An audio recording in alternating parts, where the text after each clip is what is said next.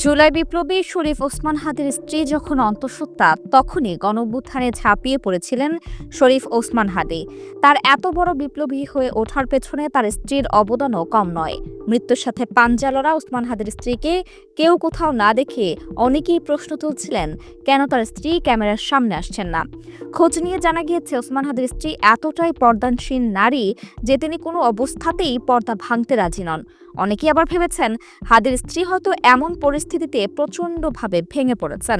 তবে মরফিয়া নামের হাদির এক পরিচিত নারী সম্প্রতি জানিয়েছেন হাদি ভাইয়ের স্ত্রী অনেক বেশি স্ট্রং। তাকে আর কে কি সান্ত্বনা দিবে, তিনিই সবাইকে সান্ত্বনা দিচ্ছিলেন। ভাবি বলেছেন, আপনাদের ভাইকে বলে আসছি, কোটি কোটি মানুষ তোমার জন্য দোয়া করছে, এবার বিছানা থেকে উঠে এসো।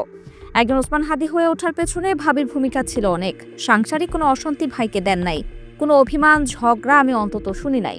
ভাই যে এত কাজ করতে পারতেন, দৌড়াতে পারতেন, তার পেছনে ভাবির কোনো বাধা ছিল না।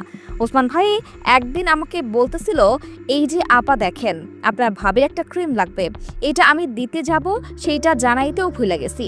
প্রেগনেন্ট একটা মানুষ, তার যত্নটাও আমি নিতে পারি নাই, ওষুধটা দিতে ভুলে গেছি, কিন্তু আপনার ভাবি রাগও করে নাই। 2 দিন পর মনে পড়ছে, আমি দৌড়ায় যেয়ে দিয়ে আসছি। এমনই ছিল ওসমান হাদি, এমন ছিল তাদের দাম্পত্য জীবন। আমাদের ভাতিজা কত সৌভাগ্যবান মাশাআল্লাহ যে সে এমন সাহসী ধৈর্যশীল রমণীর গর্ভে জন্মেছে।